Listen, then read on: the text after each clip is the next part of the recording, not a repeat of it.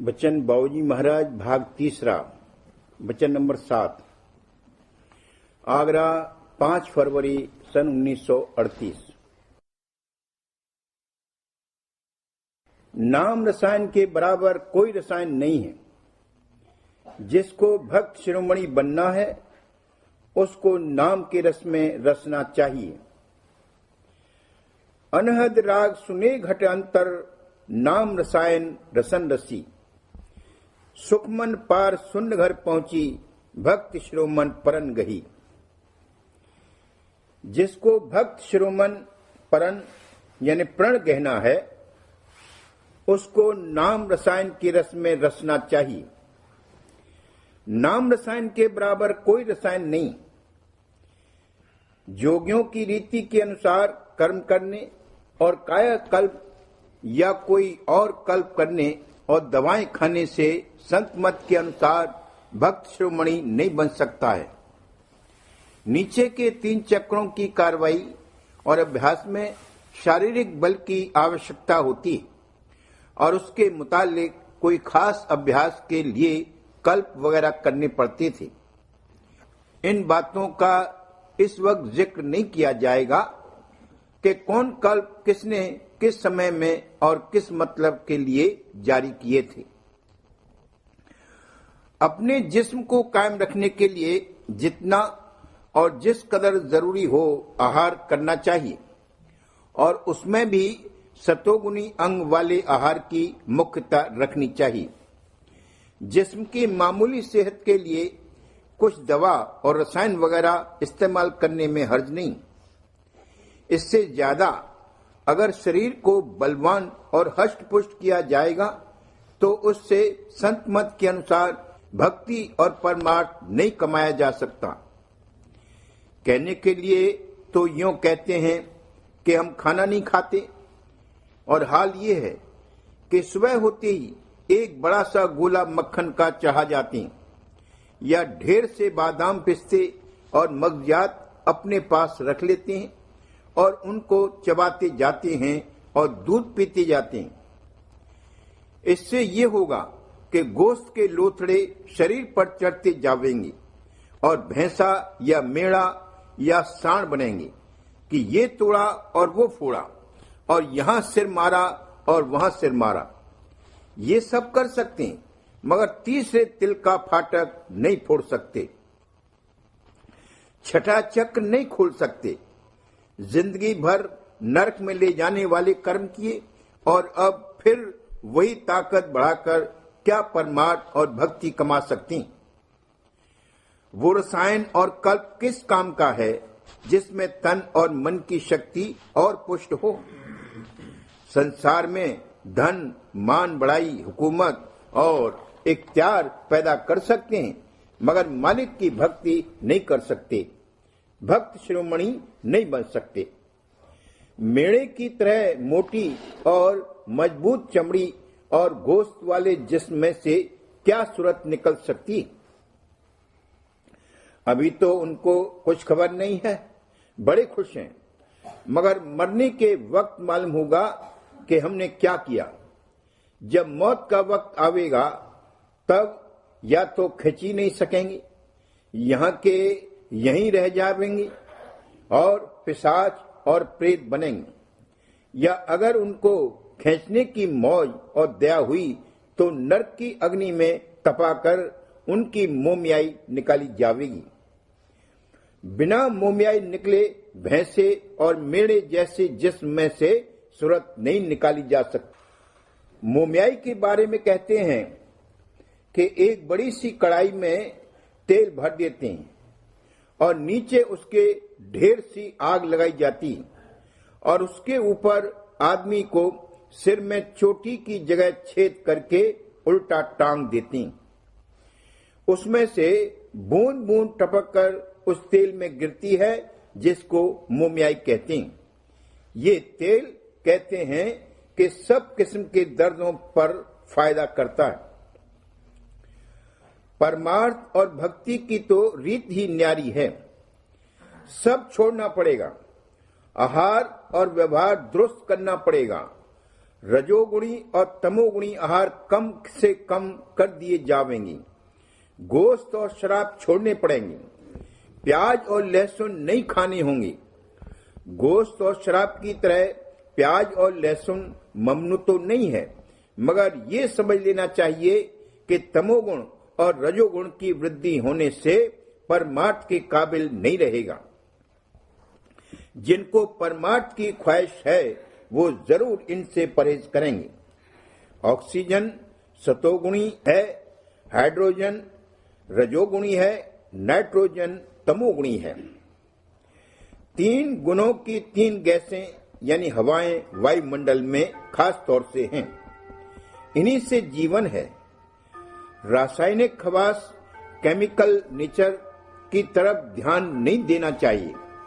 3 गुणों के संबंध में जो ये 3 गैसें हवाएं कही गई हैं, उनसे मतलब कुछ और है। साइंसदान इस बात को नहीं जानते। रजोगुणी आहार हाइड्रोजनस मैटर से ब्रह्मा और सावित्री के चक्र की शक्ति की वृद्धि होती।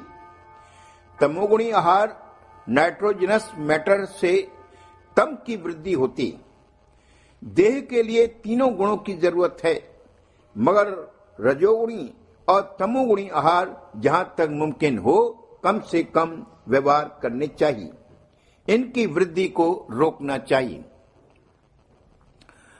कायाकल्प करो, मगर वो काया का कल्प करो जिसमें मालिक की सच्ची भक्ति कर सको। सच्ची भक्ति करने के काबिल बनने के लिए काया की धूल उड़ानी पड़ेगी। पहले का कुल मादा खारिज कर दिया जावेगा। एक बूंद न रहने पावेगी, तब उसमें से सूरत निकल सकेगी। ये कोई किस्सा और कहानी नहीं, ये करना पड़ेगा। ऐसा होगा तब सूरत तीसरे तिल के फाटक को खोल सकती। संत जो कह गए हैं वो बिल्कुल सच है। किसी को ये ख्याल नहीं करना चाहिए कि संत पढ़े लिखे नहीं थे या शास्त्रादि नहीं जानते थे या उनको कायाकल्प की तरकीब नहीं मालूम थी, इसलिए वो ये कह गए कि परमार्थ कमाने के लिए जिस्म की धूल उड़ानी पड़ेगी और खाक कर देना होगा। जो स्वतः संत थे उन्होंने भी कई कई दिन तक कोठे के अंदर बैठकर भजन किया था और अपने जिस्म को खाक कर डाला था। तो क्या ये यूं ही था? हुजूर महाराज पहलवान तो नहीं थे, मगर अच्छे जिस्म के थे। जब स्वामी जी महाराज के सन्मुख आए और उपदेश लिया तो बाद में अपने जिस्म की क्या हालत कर दी, वो एक फोटो जो हमारे पास रखी हुई है उसको देखने से मालूम हो सकता है। महाराज साहब बड़े हट्टे कट्टे और पहलवान थे। डंडा लेकर बाहर निकलते थे, सब उनसे डरते और कांपते थे। लड्डुओं का नाश्ता करते थे और दूध पीते थे और दंड बैठक और मुग्धर करते थे। सन 1885 में उपदेश लिया और कुछ ही अरसे बाद इस कदर आंव और खून के दस्त हुए कि डॉक्टरों ने उनके बचने की आशा छोड़ दी थी। हड्डी पर पतली सी झिल्ली बाकी रह गई थी। पहले का खून एक एक बूंद निकल गया, तब फिर नया खून आया और जो लड्डू खाते और दूध पीते थे वो सिर्फ सुबह 1 प्याली चाय और शाम को 2 ग्रास खिचड़ी पर आ गए थे और दिन भर ऑफिस का काम भी करते थे। जब इस तरह का कायाकल्प होगा तब सूरत निकलेगी और अंतर में शब्द की धार यानी अमृत की धार प्रकट होगी। अमृत का आधार होने पर अनाज की मोहताजी नहीं रहेगी। फिर 1-2 ग्रास से ज्यादा नहीं खा सकते। अमीर चाखा छोड़ा नाज। जर्रा जर्रा हवा में धूल की तरह उड़ा देना होगा, तब सूरत निकलेगी। आग लगाकर खाक कर देना होगा। जैसे सुनार फुकनी फूंकता है और शोले की नोक में बराबर सोने को तपाया जाता है, तब वो कंचन बनता है। उसी तरह जब ये बराबर तेज आग में तपाया जावेगा तब सुरत रूपी कंचन बरामद होगा। इसके बाद पारस बनेगा कि जिसको छुए वो कंचन हो जाए, और इसके ऊपर परम संत गति है कि जिसको छुए वो पारस बन जाएगा। ऊपर जो बयान किया गया है उससे ये नहीं समझना चाहिए कि उन्होंने अपनी तरफ से देह को गला दिया और खाक कर डाला। ये उन्होंने अपने इरादे से या हठ योग की तरह नहीं किया, बल्कि मौत से ऐसा हुआ। जब परमार्थी भाग उदय हुआ और परमार्थी कार्रवाई शुरू हुई, तब मौत से शरीर पर ऐसी हालतें आईं। अगर मौत से ऐसा न हो तो उसमें सिर्फ कर्म फल है। अस्पताल में सैकड़ों बीमार हैं जो सूख कर हड्डी हड्डी रह गए हैं। वे सिर्फ अपने कर्म भोग रहे हैं, उनका अभी परमार्थी भाग नहीं जगा है। फायदा उनको भी होगा, यानी कर्मों का बोझ हल्का होगा। अगर मौत से ऐसी हालत आवे तो उसमें परमार्थ और भक्ति फल मिलेगा और सुरत निकलेगी। कहने का मतलब यह है कि जिस्म कायम रखने के लिए मामूली खाना पीना ठीक है, मगर इस तरह की गिजा खाना या कोई कल्प आदि करना कि जिसमें जिस्म पर मांस की तह पर तह चढ़ती जाए और बड़ा ताकतवर हो जाए, परमार्थी के लिए मुनासिब नहीं। अगर ऐसा करेगा तो फिर परमार्थ के काबिल नहीं रहेगा। इस कदर स्थूलता आ जाएगी कि उसमें से सुरत नहीं निकाली जा सकती, उसको नरक की अग्नि भोगनी पड़ेगी। मालिक की कशिश सब पर है और वो सुरत को खींचता है, लेकिन स्थूलता की वजह से ये खिंचता ही नहीं है, बल्कि खींचने वाले को नीचे खींचना चाहता है। खैर, वो तो नीचे नहीं खींच सकता। अगर मालिक जबरदस्ती दया की धार भेजे तो उससे ये तो खिंचेगा नहीं, मगर वो बिजली की तरह आग लगा देगी। नरक की अग्नि ये भोग सकता है, मगर उस दया की धार को नहीं बर्दाश्त कर सकता। इसलिए मालिक भी ऐसे जीवों को नहीं छेड़ता। मालिक कहता है कि जाओ 84 की अग्नि में तप आओ, तब तुम इस दया को झेलने के काबिल बनोगे। दुनिया में उन लोगों की बड़ी महिमा है जो परमार्थ से कोसों दूर हैं और 84 की अग्नि के अधिकारी हैं। जिनको परमार्थ से कुछ मतलब नहीं, उनको दुनिया पूजती है और उनकी कदर करती है। नहाए धोए, रेशमी धोती पहनी, लंबा सा जनेऊ लटकाया, तिलक लगाया, भस्म रमाई, हाथ में रुद्राक्ष की माला ली और अनेक तरह के पाखंड किए। इस टोली में गए, महादेव का मंत्र उपदेश कर दिया। उस टोली में गए, ब्रह्मा का मंत्र उपदेश कर दिया। ऐसे लोगों की यहां महिमा होती। कहते हैं कि 10,000 आदमियों को विष्णु के मंत्र का उपदेश दिया। ये परमार्थ है या मस्खरापन है? 2-4 शास्त्र और किताबें पढ़ ली और बड़े घमंडी हो गए कि हम शास्त्र जानते हैं। एक वक्त आएगा कि जितने शास्त्र और पाखंड की किताबें हैं सब गायब हो जाएंगी, इनका नाम भी नहीं रहेगा।